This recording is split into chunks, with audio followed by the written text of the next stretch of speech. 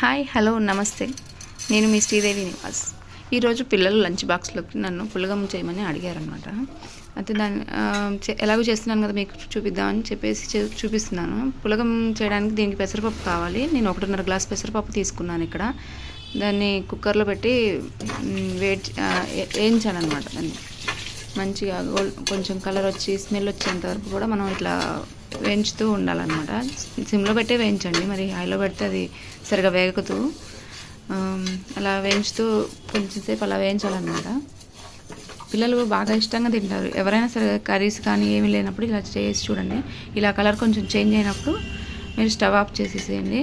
దీంట్లోకి 1 గ్లాసు అంటే మనం 1.5 గ్లాసు పెసరపప్పు తీసుకున్నాం కాబట్టి 3 గ్లాసులు బియ్యం తీసుకుంటున్నాను. నేను 3 గ్లాసులకు కొంచెం తక్కువ తీసుకున్నాను అనమాట.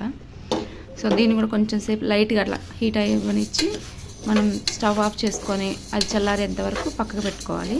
ఆ తర్వాత కడిగి మనం మామూలుగా స్టవ్ మీద పెట్టేసుకొని సిమ్ అంటే హై ఫ్లేమ్లో పెట్టుకోవచ్చు. హై ఫ్లేమ్లో పెట్టుకున్న తర్వాత అది 3 విజిల్స్ వచ్చేంత వరకు మనం అలా ఉంచాలన్నమాట. 3 విజిల్స్ వచ్చిన తర్వాత ఇలా అవుతుంది మంచిగా.